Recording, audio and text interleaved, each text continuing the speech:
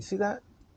Like lifts up or something. It just doesn't feel very solid. That's Nissan. Full disclaimer, I'm about to do a first impression test drive of a type of vehicle that I'd never do. But I'm just going to be giving you this comparison so then you know what to expect if you came to a Nissan dealership and test drove this vehicle. Because this vehicle right here is a 2023 Nissan Pathfinder Platinum, okay? Platinum. So we're gonna find out what's so platinum about this. Keep this in mind. This is a 2023, so if you go to a Nissan dealership, they're still gonna be on the lot. But someone bought this and they still traded it in for a Stellantis product. And we're at Earnhardt Christ Dodge Jeep Ram. So we're gonna go ahead and check this vehicle out, check out the inside, outside, pop the hood, look at the engine, as well as do a test drive, all right? All right, so first off with the outside, look at it.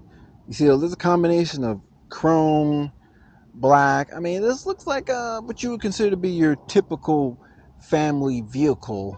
I remember what the old Nissans used to look like. First off, I see a lot of LED headlight action going on up here. I do see a front-facing camera here. So no fog lights or anything, but I do see sensors. Oh, here we go. Camera on the side view mirror. You got a roof rack up top. Let's see, roof rack, shark fin antenna. I swear this looks like it's illuminated because of the white edge right there, but it's not illuminated at all. Platinum. So you see, there's nothing too crazy about this. Backup camera right here, way down here. Usually they're like up here or something. They got theirs way down there, I guess, for that extra low view. Make sure you do not miss any children or anything. We looked at the outside. Let's check out the inside. So that opens electric. That's good. That's a bonus. A decent, okay amount of space. This is a 3-row, but from what I can see right here, this 3-row looks cramped. I'm literally surprised to find out that this is a 3-row vehicle. Like, it just looks like a 2-row with a decent sized trunk. But when you make this 2-row into a 3-row, it looks so squeezed. Like I'm not even in there, and it looks kind of cramped already. But you see those go forward. A little bit of rugged liner right there. This doesn't automatically pop down, so that means you'd have to probably push something else to get that to go down. Let's see what this is. Okay, so you got to do this all by yourself. You got to pull this switch, bring that down, pull this switch. Now my visibility has been increased. Let's close this thing right here.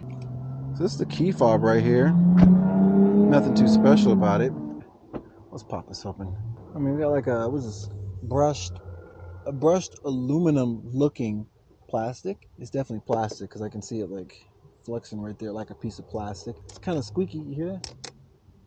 Ooh, that is not good. We got a little bit of technology in here. We got the mirror automatic closer, you know, so with the little button right there, the mirrors close in and out. But it seems like a lot of technology in a, I don't want to say it prematurely, but you probably know what I'm about to say. Look at these seats. So a lot of attention to detail, and the seats got like a dark brown with black stitching right here and everything. The inside is pretty moderate. I mean, a little bit soft touch here. The rest of it, like that hard plastic stuff. You know, hard plastic here. Just hard plastic everywhere. Trunk button, steering wheel button. I don't see adaptive cruise control or anything up here, but I do see like a button right here for range or something. I'm gonna find out what that is. I am relieved to see heated and cooled seats in here. Climate control here, heated seat and everything. Drive modes, auto start on and off. Some people automatically push that right away as soon as they turn the car on. And a cool looking little shifter hub. That's probably my favorite feature so far, as petty as that is. All right, let's go ahead and turn this on now. Now this is the part things get interesting. See right here? First I gotta adjust this. The steering wheel is adjustable with a little button. Now that's electric and it's fast too. Not slow like I would expect it to be. And the way these gauges are set up are really unique right here. Like you see the little thing moving up right there when I hit the gas. I thought that it was going to show like a little cartoon animation, like if it's spinning or something, but it just moves the little knob right there. So it looks like it would do more than it really does. Let's see what else. Okay. Let's see what that is. We're looking at steering assist. Okay, so that's what that is. Let's see what else there is. Home. where you can access things. You see the compass, the radio, and stuff like that. Drive computer, tire PSI, as well as compass, music. I'm gonna keep it right here because I'm gonna test that out. Get my seatbelt on. Safety first, right? So I'm gonna explore the rest of the interior in a little bit after I take this thing for a drive. I'm gonna sit in the back seat, sit in that third row seat, as well as explore what these seats back here can do and what the technology is back there. Like everything else that's back there for the passengers, I'm gonna do that. First, I'm gonna check out this multimedia system since we're here already. So one thing I noticed about this GPS, you see things like McDonald's on there and it's a little bit laggy. Actually, it's not bad. It just started out kind of laggy. Go to camera, let's see what's going on there, what we can see. Okay, gave a little warning. But you see there's no proximity to where the warning's coming from. Just beep, watch out. It's kind of like, hey, heads up, look around. Now this 360 overhead camera, it doesn't look too great. You see a tire right there, but that's to that Jeep Wrangler right there. Can you see that? But you don't see anything else around you. But then again, there is no other vehicle parked next to me, but it's like that vehicle, it's all I can see for that one little tire. Not too great. This kind of looks like a Android phone. So I bet this is like, I'm guessing it's like Android hardware and Android software or something in here. I'm joking. I really don't know that. But it just seems like an Android phone as soon as it pops up.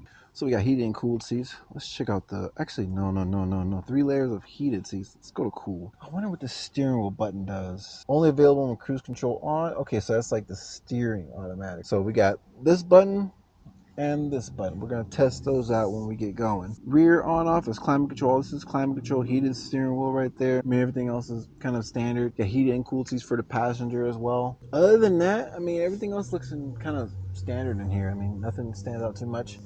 This top dashboard, you see that? Like lifts up or something. It just doesn't feel very solid. That's Nissan. And this also comes with a Bose stereo system. You got a speaker there. The door speakers aren't fancy or anything. Actually, I didn't even know it had Bose until I looked up there. So the moonroof right here, let's open this up a little bit so we can see it. Oh, wow. I didn't expect that. So the glass went underneath instead of over the top. I don't know what benefit that's going to have, but hey, we're going to find out. But I'm about to take this vehicle for a drive, and then if you stay tuned, you're going to be able to see the rest of the vehicle from the inside as well as the engine too. Oh, one more thing. Can you see the heads-up display right there? So it's got a V6 in here. I'll put the specs and information up about the drivetrain for this vehicle. First thing I notice is it's pretty quiet. Roll up these windows. Now keep in mind, this is not a performance car. I'm just doing this test drive first impression just for people who may be interested in this kind of vehicle so you can know what it's like. And just for anybody else who's curious, this vehicle did get traded in for a Stellantis product, you know, so for people who aren't even shopping for this vehicle. So during the drive, I'm going to test out the different modes. It's a relatively quiet ride, but to be honest, I do feel a little bit of like road noise. I can feel the road noise. I can hear the road noise too. Like I just feel like a lot of, like every single little divotation in the road. You definitely feel it. I mean, the acceleration is normal. It's acceptable, you know, for like people's requirements for getting around daily, you know, being able to keep up with traffic and stuff like that. But you can definitely tell that this vehicle is not very refined. So I'm going to test out a driver mode, because right now it's an eco. Let's go up to standard. So it's like the warnings and the alerts are very, the word vague. They're not honed in. It's kind of like just vague warnings. Watch out. You go like, where is it? You'll find out. Just look out somewhere. And then the vibration, like why is it vibrating? You don't know. You just look around. You'll figure it out eventually why it's vibrating. So it doesn't tell you like directly what's going on in every single situation. So some of the things you kind of just gotta like figure out as far as these warnings. Okay, so the steering wheel inside over there was steering assist, and then the little orb, the blue orb, is lane departure warning. I mean, it seems like that's pretty much it. It doesn't drive itself or anything. So right now I'm on a windy kind of road trying to test this out, and it doesn't really help out too much. Then again, I'm probably doing it wrong or something, but it doesn't feel like it's really very helpful at all. So I'm just gonna test it out one more time just so you can see. Okay, so all that stuff is on. Changes up on my heads-up display. Push the little steering wheel. Steering assist on, and let's see if I notice anything. Granted, I am doing a turn right now, but I don't really feel anything assisting me. Let's see if I can let it go out the lane a little bit. Okay, so it vibrates. Just so you know, there's no one on the road right now. I'm not doing this in the middle of traffic. There's literally no one on this road, so just in case anybody's wondering. I'm not trying to talk mess, but you could just be better off having a passenger on the seat just looking at it like, hey, tap you on the shoulder. Hey, look out for that. Look out for that. I'd probably be more useful for this. It's less powerful than a phone vibration. I mean, it looks clean. It seems like the potential of what this thing can do is up there on paper, but like when it actually executes it, it's subpar kind of thing going on here. I'm gonna test out sport mode, and sport mode for this vehicle, as expected, feels numb. Another thing, this thing comes with paddle shifters, so I'm gonna test those out. Now, just so you know, in sport mode, it does not enhance the handling or anything. If anything, I feel more sketched out. Like, you better be going slow if you're going like some kind of even just slightly windy road in a vehicle like this. The body roll is real.